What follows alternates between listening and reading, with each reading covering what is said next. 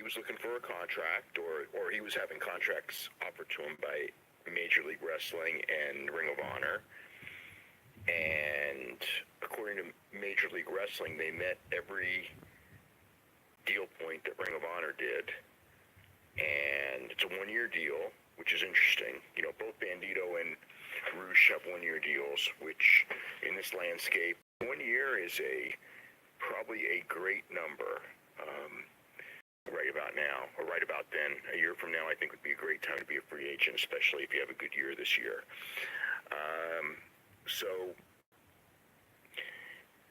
You know, I mean, it was, you know, MLW did everything they could to get him. They offered him the world title. They promised to book his two brothers, which actually isn't that big of a concession since one of them's Dragon Lee and the other's Mystico. They promised to do stuff with his father, which is a concession, but not necessarily wrestle. They said that they had that they had worked with beIN Sports, their TV station, and they would get him a co-hosting role on soccer coverage, and he really liked it because he's a soccer fan and he wanted to break into broadcasting. I think it's mentioned he would get their world title.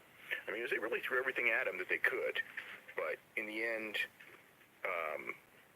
their version is that Paco Alonso felt that the Ring of, you know, he's under contract to CMLL, so essentially the person who's going to make the call on what he was going to do was Paco Alonso and not necessarily himself. And Paco was, you know, with the New Japan relationship, I think felt that it was a lot better politically with New Japan, which did take an interest in this one, that he go to Ring of Honor, which is New Japan's partner, and not MLW, which isn't New Japan's partner. So I think that probably was the, you know, I'm not even probably, that was likely the key in how this all turned out. So he's going to be with Ring of Honor as soon as his visa goes through, as a regular. Still working. He can still work Mexico on his off dates because Ring of Honor's, you know, it's not that extensive of a schedule, and we'll see how. I mean, it's one of the bigger contracts Ring of Honor's ever signed, so he's probably going to have to get a push. I thought he fit better with MLW because MLW is very strong. You know, first of all, they have a Spanish station, but also they've been very strong in marketing to Hispanics as their key market, and Ring of Honor is not. And I think that he's a lot stronger when you've got Hispanics, because his promos are great, but they're in Spanish, and he's got name recognition to Mexicans, but he doesn't really have that great name recognition to Americans. He's got that great presence, so he probably will get over in Ring of Honor, but it may not be instantly, and he's not a guy who does the Ring of Honor style at all. With MLW, he can do his style, and it's fine. And I mean, I suppose he might be able to do his style in Ring of Honor, and it'd be fine. But the Ring of Honor fans want a lot more. He's more old school. You know, he relies on his presence and his promos and things like that. He doesn't do a lot of crazy moves. So, he still may get over huge for the Ring of Honor fans. I don't know. But again, it's more of a risk, and a year from now, if he has a good year, a year from now, he's going to be heavily in demand, as will anyone with talent when their contracts are up. It's like on a daily basis, it's pretty clear how much everything has changed. They've made offers to talent way above what they would have in the past, way above, because they have to. You know, you can't hold that salary structure in a competitive environment, and there's a lot of people looking at making moves right now, and everyone's got their eyes open, and it's a good time. Like I've said since the first of the year, this is a good time to be a wrestler, and I think a year from now will be a much better time to be a wrestler, unless AEW comes out with terrible TV ratings and somehow doesn't click. And even then, I mean, they're still going to be around. I mean, it's not going to fold in 3 months. I mean, they're going to be around, I don't know how long. I mean, even at worst, I can't imagine that not being around for years because it's going to take time. And they've got the money and they've got the patience for that time. So, the idea that if they show up, on whatever TV and the numbers aren't big in week 1, that it's like this is the end of the world. It's like it's far, this is a marathon, not a sprint.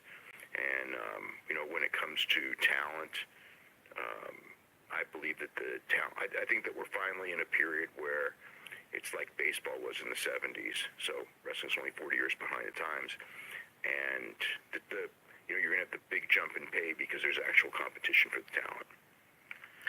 We got Ilya Dragunov and Trevor Lee both signing with the WWE.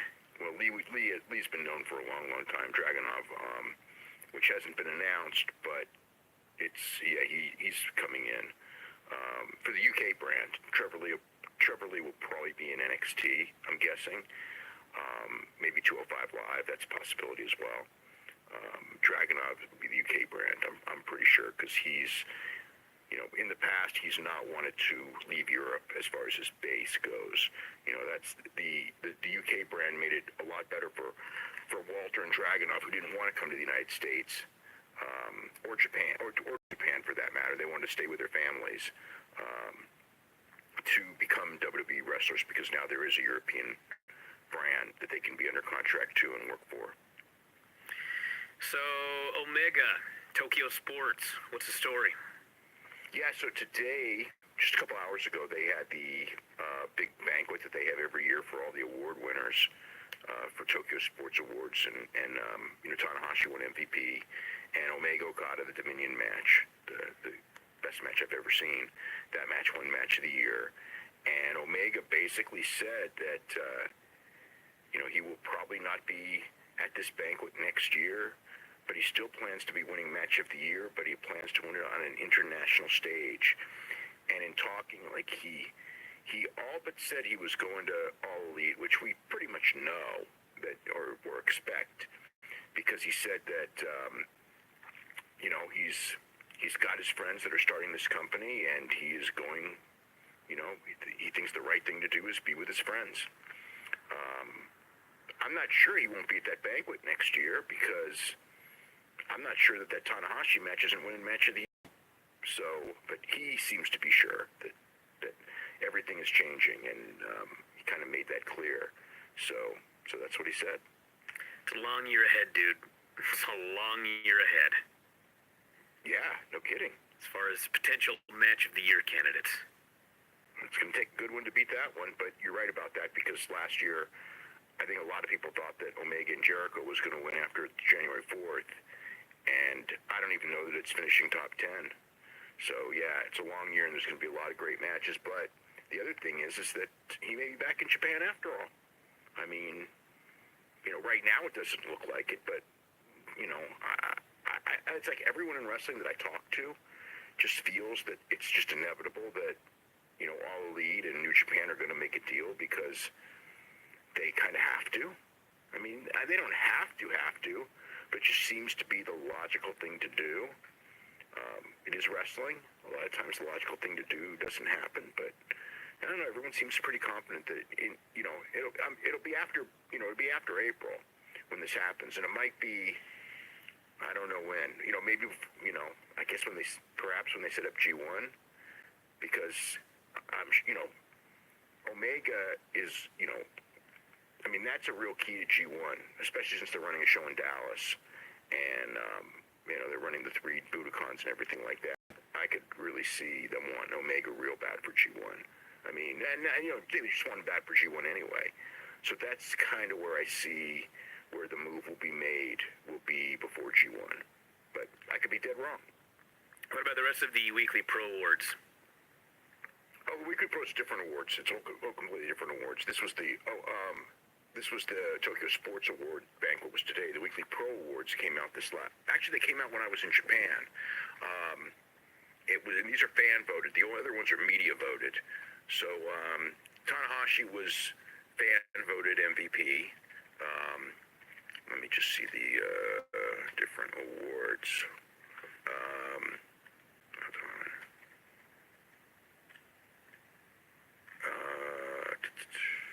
Something different.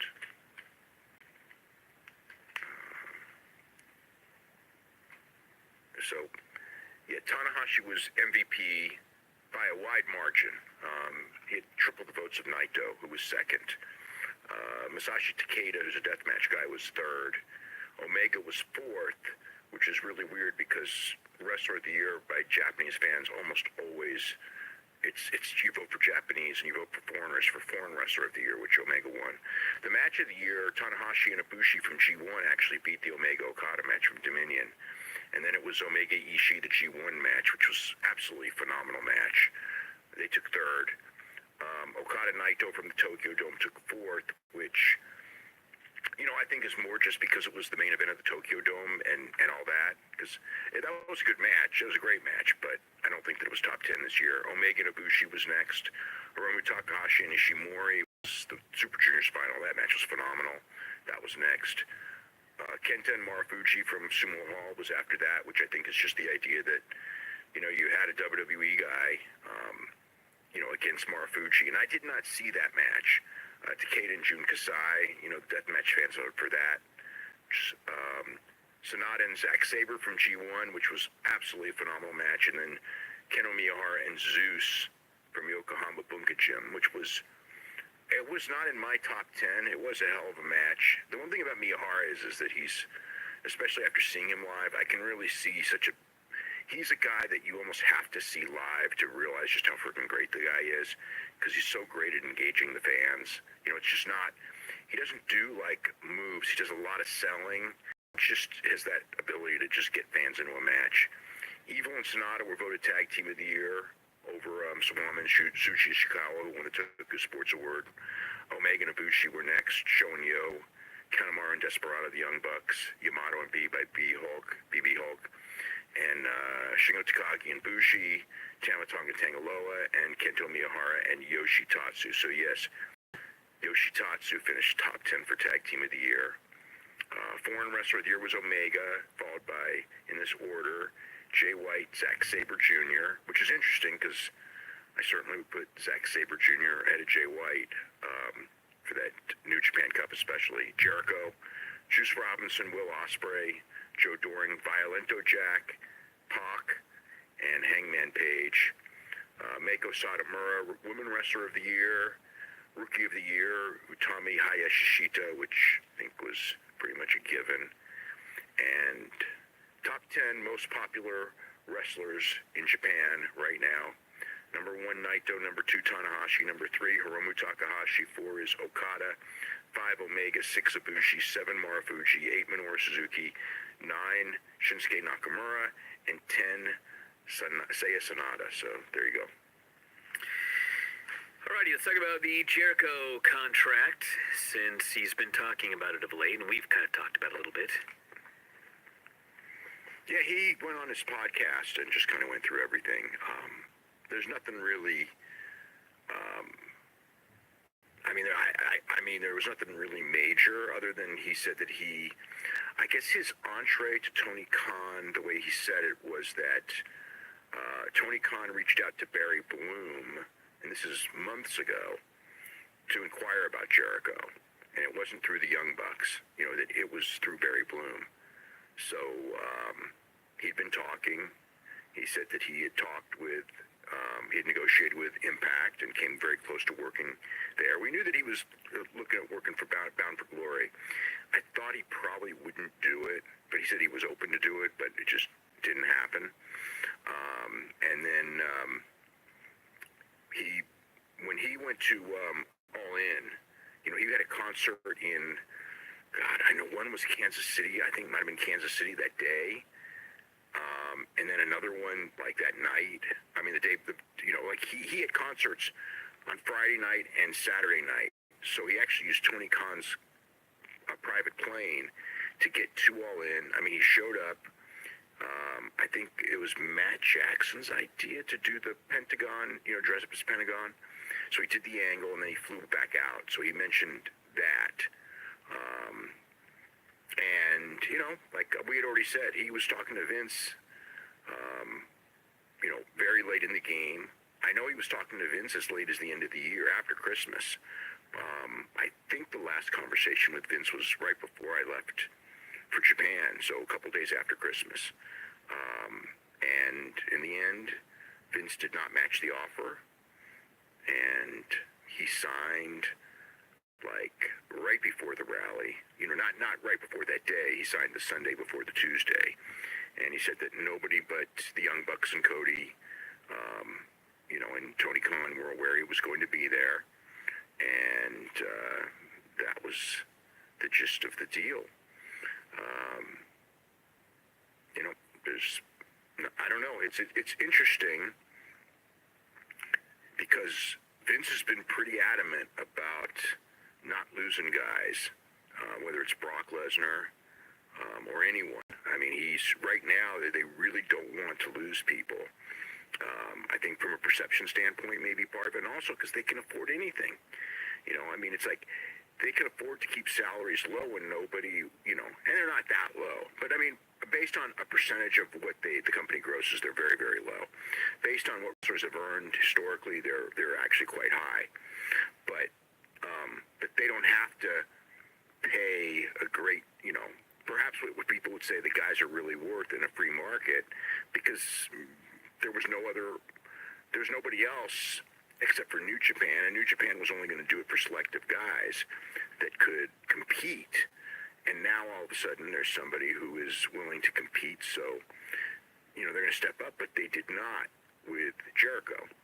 And my theory, which is pretty educated guess on this one, is Vince still has a certain mentality. It's the mentality that caused him to start phasing out John Cena a couple years ago and go with Roman Reigns. It was the mentality that caused him to want to replace Hulk Hogan in... It's the mentality that bit him in the ass in 1995.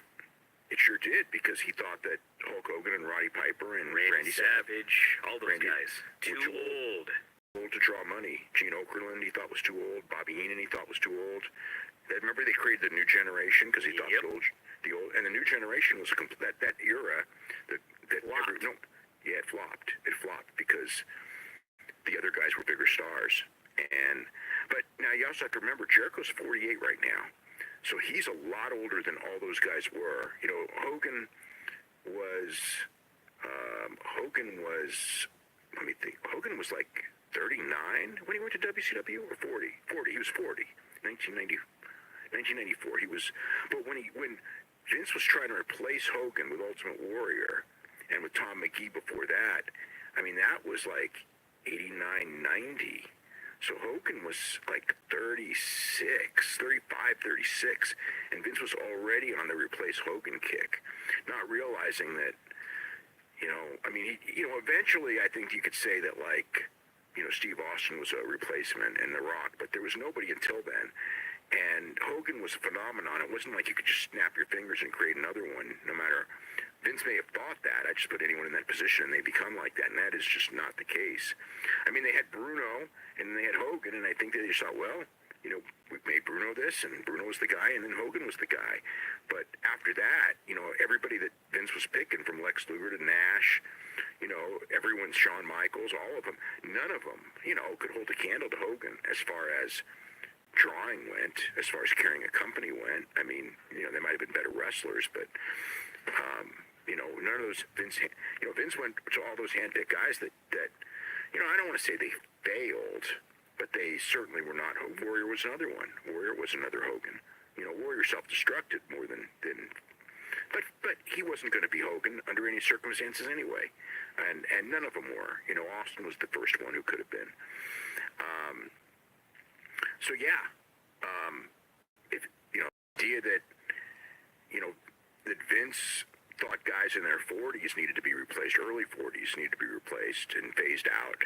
When you have a guy who's 48, no matter how good of a year he had, and he had a phenomenal year, and he's a genius when it comes to reinventing himself and understanding how to manipulate and everything like that. And that's how he manipulated himself into a great year and one of the highest contracts as far as guarantees go in the history of wrestling. I don't think it's, I don't know, it's not Brock Lesnar money and it's not John Cena money, but it's probably pretty much, in the ballpark of anyone else and guaranteed higher, so yeah, he's going to be, and again, Lesnar's probably going to make more than anyone. Lesnar ain't going anywhere. And then Rousey might, because she's a big star that they have to pay. And maybe Cena but Cena's in and out. But aside from that, Jericho's going to end up being one of the higher paid guys, if not the highest in this entire industry, because he knew how to play. Some people learned from Lesnar, and other people didn't learn from Lesnar. So, but that's kind of the situation. So what's up with the Revival? The Revival were, after their match with Lucha House Party on Monday, the Revival said that they wanted their release. WWE's, they didn't get it, but that's what they asked. They asked for it. So we'll have to see how this one plays out. I think it might have been, we'll have to see how it plays out. That's all I could say. A lot of people kind of think, I will say that the people in the company that I've spoken with today were kind of like, they should have been quiet and worked and let their contract expire and then just left, because now it's kind of like, the feeling will be that they don't want to be there, and yeah, but they're not going to let him go. I mean, maybe they'll let him go, but I'm skeptical they're going to let him go. I'm skeptical right now they'll let him go. Look at. I don't want to use the term "held people hostage." Is that but it's kind of like my gut says when I use the word. That's kind of like what they've done in the past with other people, and that was in a lot less competitive environment. Whether it was Daniel Bryan or Rey Mysterio, and there's others too. These were guys who wanted out of their contract, asked out, and they were held, because they were held to length their contract, and then they were still held because they weren't wrestling, so they kept holding it against them. For forever. I think Daniel Bryan had the longest 3-year contract. Didn't it last like 7 years or something? Or maybe not quite that long. Maybe it was 5 and a half. He was out for almost 2 years, so yeah, it would have been however long he was. Yeah, 5 year. He had a 5-year, 3-year deal. Yeah, more than that, because they were still holding it for another year. Because it would have been, I think he signed. God, what year did he sign? Maybe 2012, and they were going to hold him until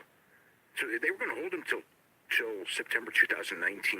So that's like 7 years. But he signed a new deal, so it only ended up being 6 on a 3. So and they were doing the same with Ray, although Ray was able to figure out a way to get out a little early, but he still had like another. I think he still was like a year past his contract. And Ray's back already now too. So there you go. But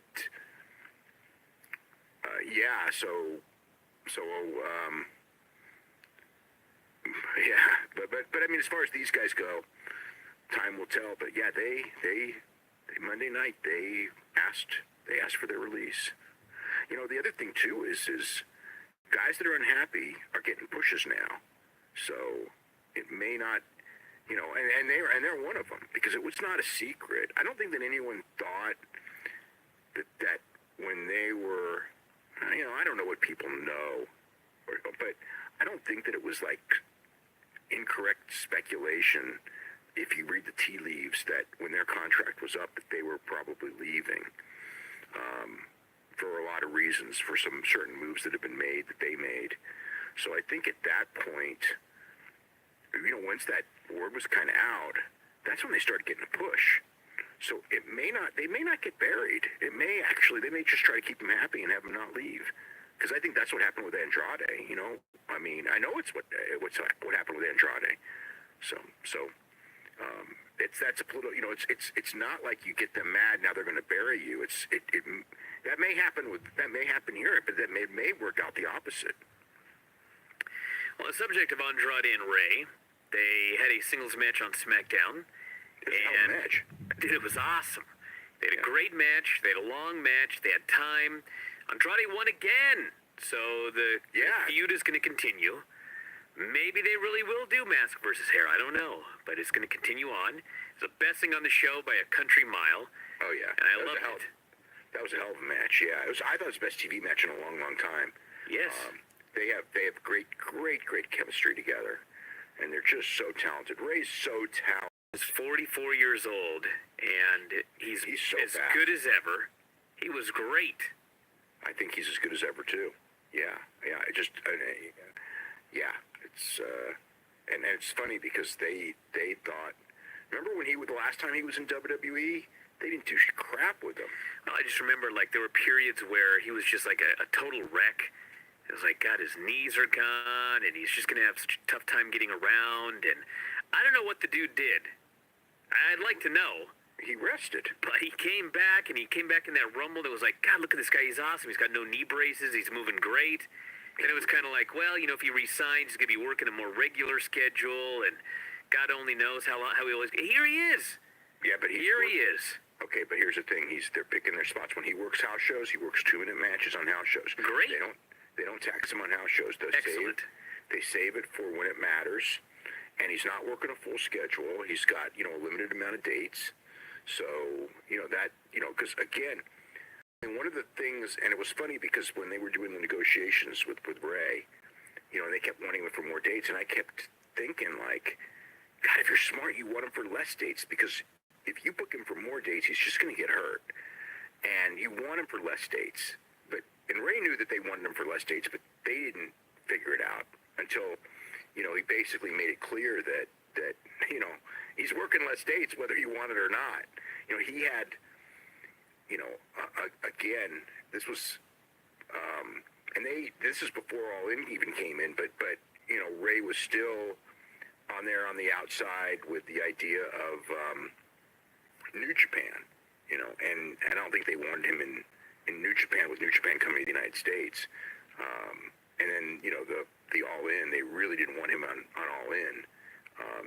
But, that was, I give him credit compared to a lot of guys when they're told, we don't want you doing this. He kept his commitments to pretty much everybody that he had committed to. Whereas a lot of guys just, burn the people there. And I think maybe number one, I think he just wants to do business the right way. And the other one is that a lot of guys maybe think that when they're in WWE, that's kind of like the, now we've made it, we're never leaving. And others realize that it's a phase. It's not necessarily the rest of your life. And after the phase is over, you got to go back to these people.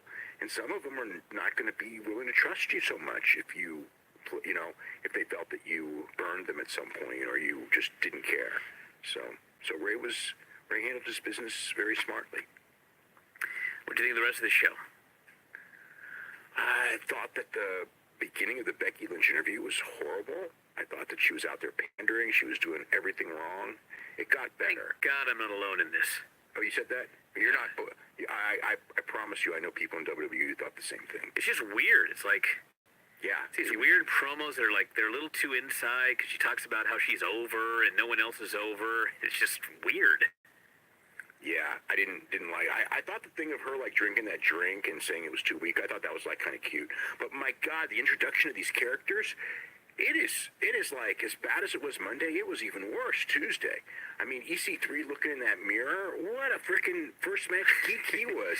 Yeah, I don't know if the Otis thing was worse than it was Monday. Him being a lecherous...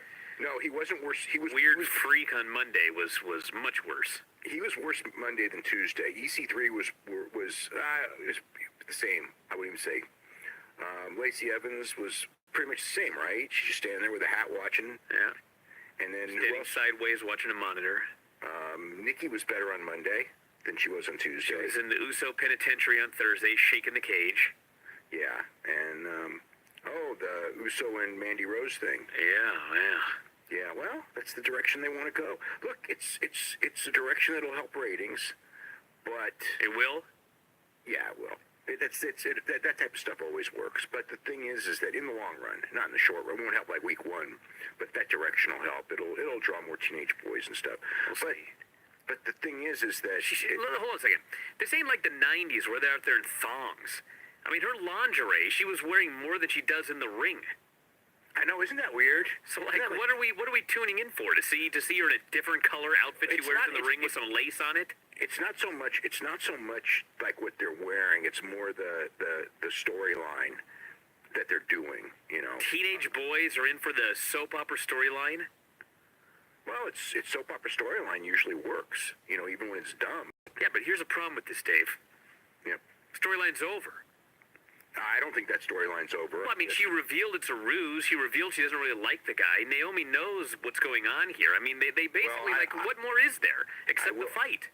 I will say that... that was like the payoff. I will say that they absolutely rushed through it, and it was ridiculous. But the problem is that by doing this, they're like... You know, it's like you can't have it both ways. You can't go in there and say this is the women's revolution and we're treating women this way and then do these storylines. Well, they are. I know, but it just makes them out to be. It's like you can do it. Like I said, it will help ratings, but it to me it makes them complete. I mean, there's not even an argument. Complete frauds. I mean, which don't get me wrong. But you know what? This is why I said that I love the Scarlett Bordeaux character, because that's her character. Like, they can do a women's evolution however they want to in Impact and treat the women as athletes and everything, but there's one woman who doesn't want to be an athlete. She wants to be a sex symbol. She goes out there, she does lap dances. You basically can pander to that portion of the audience, but in storylines, that's her character doing it. That's worked wonders. But no, but the thing is, I have no problem. But that's totally different than this, where Mandy Rose's supposed to be a serious wrestler, but like she's also out there in her lingerie trying to seduce people. Yeah, no. I think it undermines the idea of what they're doing as far as treating women with respect, because if anything, it's making them out to be sex objects, which is, you know, and again, partially, I don't think Vince will ever get away from that, because it's just, you know, you got to remember that Vince's mentality of what women are in this business is very different from a lot of the fans that he promotes for, you know, and a lot of them, you know, and again, is that the majority? I don't know, you know.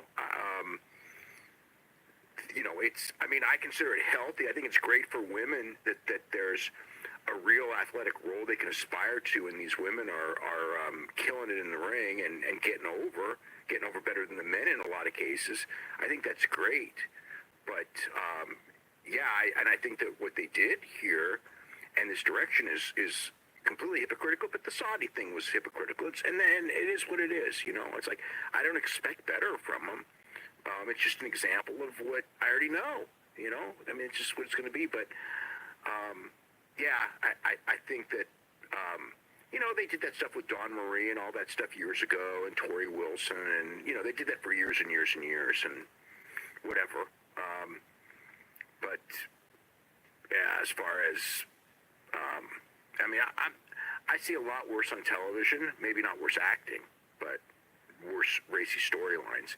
But so it's not like offensive, but I think it's, again, you can't have it both ways. You can't go in there and say that we're progressive and then go backwards. They feel evidently that they can't. And there's one thing you got to remember when it comes to these SmackDown ratings. Again, they're not that important now, but they have to build this show. I mean, if this show keeps going down, by the time they, you know, for what is it, 9 more months, by the time they get to Fox, if it goes down like another 10%, and then they go to Fox, you know, that could be a big loss. And that's a real important thing. So I think that they feel a lot of pressure on the SmackDown ratings right now. So not super pressure, but it's a concern, and it's going to be a big concern come September and October. Well, take us through the Raw and SmackDown ratings. The Raw number was real good. They were up 17%. So, I mean, they're still 15% down from last year, which is a pretty telling stat. But, you know, so they were at 2,722,000 viewers. The big, up 17% from last week. The big increase was hugely males. Males 18 to 49 were up 18%, while women were up 5% in that demo, as far as in the under 35 audience was way up this week. And this is all has to do not with the storyline or anything. This is all football season's over. It's the football bounce back. It's the same exact thing happened last year. It happens every year. So, but I think a lot of people were thinking, like, including me, I thought, like, well, the football bounce back may not be that big. Now, it was a show that kept the audience. I think the idea of who's going to face Lesnar for the title at the Royal Rumble, it was a better show than usual, too. So all those things worked in its favor. We'll find out over the next couple of weeks as far as, what if it stays at this number, if this number's a little bit high. They had Vince all over the show. Next week is the go home for for Royal Rumble. The week after should be, the Monday after Royal Rumble is traditionally one of the highest rated shows. So we'll see how that compares to previous years. SmackDown number, again, disappointed me. I mean, SmackDown's been having good shows. They were up 5%. Usually they're up, like, their increase would correlate with Raw, and it did not. As far as why, the difference is that Raw was way up with 18 to 34, and SmackDown was way down with 18 to 34. SmackDown's big increase was over 50. Must not have known about that Mandy segment. Well, you don't know ahead of time. I mean, that's, so whatever. Yeah. So we'll see how that goes. But, they've been having good shows. They've been having good promos. They got Bryan, who's probably their best character, and they got Becky Lynch, who's their most popular character on that SmackDown show. But it has not moved the numbers to any kind of appreciable level. All right, we got not All Elite. We've got UFC on ESPN Plus, which kicks off. Should mention Jungle Boy. That's right, Jungle Boy. He signed with AEW. He is not signed yet, but I expect him to sign.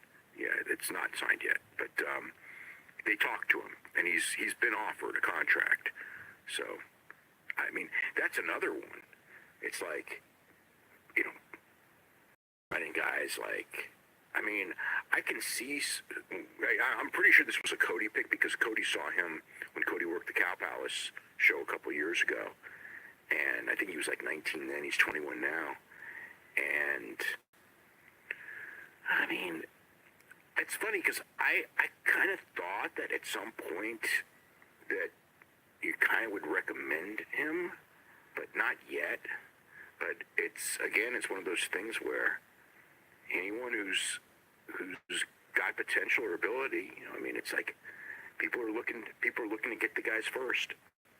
So, yeah, you went from you didn't even get to start your program with him. I haven't even seen this kid yet. Yeah, you haven't even started your program, and he's already going to be. I mean, he'll probably be signed by next week. I mean, from what I understand. So I didn't expect that so quick. I wasn't shocked. The guy hit, usually like you do like your year in PWG and everyone starts, oh my God, he's having good matches in PWG. This guy's debuting in PWG on Friday and he's probably going to have a contract by the middle of maybe by the early part of next week for all I know. Maybe, it's pretty darn soon. So, yeah, it's like everything's on freaking speed, as far as when it comes to these, the career map of wrestlers is on like freaking fast forward now. All right, this UFC show, it's kicking off. Everyone's going to have to get ESPN Plus now. Man, you got to get ESPN Plus now, I know. They're expecting tons and tons of signups, and maybe they'll get them. While offering a free trial for the week. Are they doing a free trial this week? I saw they're doing some sort of free trial, so. Well, that's good. That's good. That'll probably help. They still, they're going to have stuff on ESPN Plus almost every week coming up. Not next week. Next week they're off, and then the week after, and from there on, there's going to be stuff on ESPN Plus almost every week, except for pay-per-view weeks. Because the pay-per-view weeks it'll be even then they might do prelims on ESPN Plus before the the last 2 hours, which would be on ESPN itself. This is a weird one because it's starting at 6:30 Eastern on ESPN Plus. They're going to do 90 minutes, 3 fights on ESPN Plus. Then they're going to do 4 fights on ESPN. Pushing, go to ESPN Plus, and then they're going to go and do the 3 hours from 10 p.m. to 1 back on ESPN Plus. And the big one is obviously TJ Dillashaw and Henry Cejudo, which is a interesting fight. It's for the flyweight title and not the welterweight title, which means that Dillashaw's got to get to 125. And if you ever saw him at 135, it's not like this guy had any body fat whatsoever to lose to make, I don't know how, the last I heard he was on track to make it, so I suspect that he will. Cejudo I may be worried more about because he's the one who's missed weight several times. If Dillashaw wins, then there's a good chance they'll drop the flyweight title. If Cejudo wins, they may ask him to just be welterweight champion and drop the flyweight title anyway.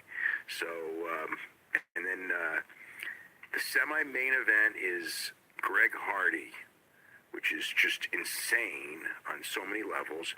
The one thing, it's still, we're the week of the fight, and they have not gotten hammered by the New York media yet. So that may not happen after all. I think that I haven't really heard much about it at all, really, as far as like mainstream stuff. So, it's I guess it's a good and a bad. It's bad that you're in New York and you're not getting any mainstream publicity, but it's good that because it's quiet that the Greg Hardy thing hasn't gotten a lot of negativity this week.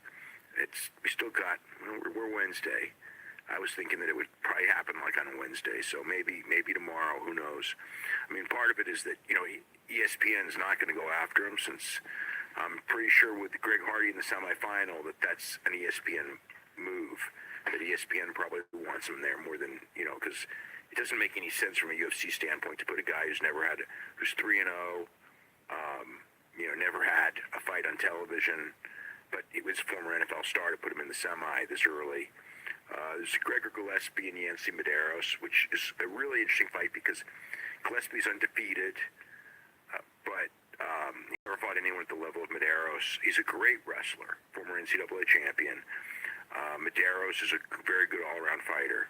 Then Joseph Benavidez and Dustin Ortiz is really a hell of a fight. Should be a fast-moving fight. Paige Van Zandt and Rachel Ostovich has been talked about far more than it probably should have been, but there it is. And Glover Teixeira and Carl Roberson. Glover's a big name. And also the ESPN main event, which is Donald Cerrone and Alexander Hernandez. Hernandez has looked very good. Cerrone fights on every show, it seems like. Yeah, well, he loves to fight, and he needs the money, because he spends money really fast. And he's getting older, and this may not end well for him. But, so that's the show. Well, while you were going down the card, I tried to order ESPN Plus's free trial on this Apple TV, and it failed. Purchase error. So I don't know what that means. Guess we'll find out. Yeah. Just some of the mailbag questions here. A lot of them. Any word on if New Japan is going to be recording the new Beginning USA shows to put on New Japan World? I do not know. I don't know. I looked at the schedule, and none of them are listed. They may be on, they may do something on delay. They've done that in the past, but nothing live. None of the 3 shows go live. The live shows will be all from Japan in February. As far as here says, could Dave tell the story of Onita wanting to do an angle where he avenges the death of Bruiser Brody? Oh, God. That is like probably one of the worst angles in the history of pro wrestling. So, Bruiser Brody was killed. He was stabbed by Jose Gonzalez in 1988. So, a couple years later, Onita goes to Puerto Rico and they shoot an angle. It's not an angle for television. It was a print magazine angle. So, the angle is Onita is bleeding from the chest, and Jose is there with a knife. Like Jose stabbed Onita in the chest, which was supposed to build up like this giant match with Jose Gonzalez, who killed Brody, and Onita. And to say that this didn't work out well was the understatement of the year. I mean, Onita got so much crap for it. They couldn't dare bring Jose over. You know, I mean, the media pressure and the public pressure was, you know, I mean, it was just the worst of the worst ideas, you know, to ever have. And it backfired, and that was that. And can you imagine? I mean, that's where I really like, you know, it's like, I mean, yeah, I had great respect for a guy who murdered someone. But, I mean, that's where you really, you know, and everything that's happened since, it's like, yeah, just great. But can you imagine a guy who was willing to do an angle where he, you know, playing off the fact that he killed somebody? I mean, that's a, you know, I know the guy's like kind of like a legend in Puerto Rico and everything like that, but that's a whacked out guy. I mean, you know, I know you're going to be whacked out. You know, most murderers are probably whacked out to begin with, but when you're a murderer, and then you're going to reenact your murder as a pro wrestling angle, that's a whacked out guy. And the fact Onita, it was actually Onita's idea, tells you all you need to know about Onita. You know, and he ended up in the Senate in Japan, which tells you about, you think that our voters sometimes make mistakes. They voted him into the frickin' Senate. You know, I mean, there you go. What a weird world. Spurs says Kota Ibushi is one of the key free agents this year. What do you see him doing? Signing with AEW, staying with New Japan? We are yet to see the blow-off match between him and Kenny Omega. I believe he will not sign a contract with anybody. I think that he will work a lot of New Japan this year, you know, big shows and everything like that. And I believe that he will work big AEW shows as well. I think he'll work for both. I do not see him signing he hasn't signed a contract in years, and I don't see that changing. I see him as very important in New Japan this year, you know, especially if, you know, whether people stay or not. I see him as real important. I see, you know, there's a lot of guys this year in New Japan that I see really stepping up. Will Ospreay, Sonata, Jay White, obviously. We're going to see a lot of guys that, you know, it's just, it's their time, and they're going to get a shot, and they're talented guys. I mean, Jay White's got talent. Ospreay's incredible, phenomenal guy. And, Kota Ibushi's, you know, ridiculously talented. But yeah, they're, you know, I mean, we're going to have a Kota Ibushi and Will Ospreay feud. I think that's pretty clear, which is, you know, things could be worse than a long feud with those two guys. This person here says, do you know if Dolph Ziggler is in the Royal Rumble this year? If not, has he left WWE? He's working all the house shows. He hasn't gone anywhere. It was, you know, like usual, you know how it goes. I mean, basically he was there to help get Drew McIntyre over. That really was his role. And now they've broken them off. You know, it wasn't, you know, then they've just kind of lost interest in him. I expect he'll be in the Rumble, and he'll probably work a lot of minutes because he's a good wrestler. But as far as like getting a big push, I see him getting, you know, mediocre push from here on in. This person says, if a wrestler signs with AEW and develops his or her character, would they be allowed to use said character in another promotion, or is that considered intellectual property of AEW? I think that all depends on different things. If they create the character for them, I think that they'll own it. But they're not, you know, they're looking at using guys. They're really trying to be a wrestler-friendly company. I think that, you know, basically they're trying to be what WWE isn't, which is probably what they should be.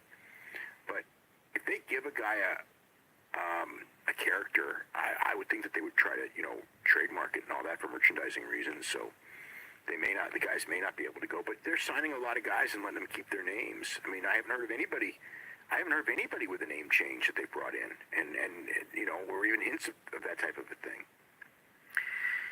This person here says, does Dave know who is replacing Bonnie Hammer at NBCU? How big a story is this for WWE? I don't know that it's necessarily big for WWE right now. It would have been big at another time. They're pretty established, you know. I mean, it's not like before where there was a lot of people who didn't want wrestling on the station.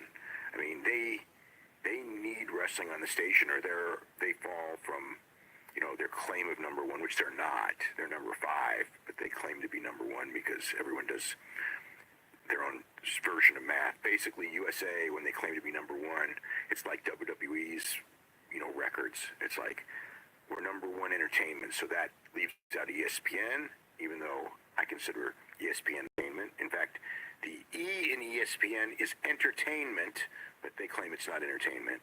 I can see, the news, Fox News, I'm sorry, that's entertainment.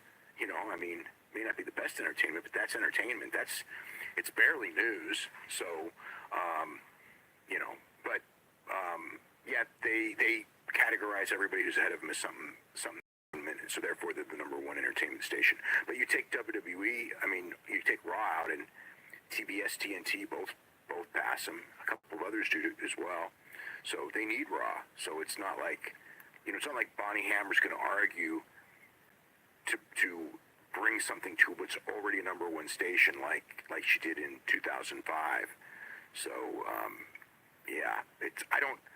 I don't see this affecting WWE at all, really.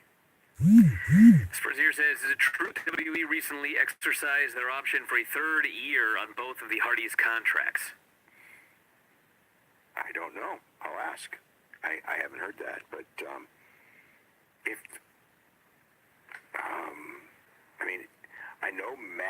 I know that both of their deals were going to be up around. Well, they'd be up, right before WrestleMania, because they signed right before WrestleMania a couple years ago.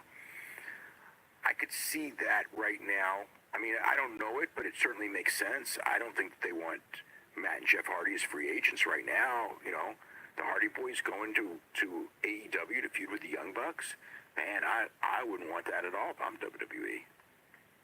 Spurzier wants to know if there's any update on Lars Sullivan. No, there's no update on Lars Sullivan. He was not mentioned on TV Monday or Tuesday. He is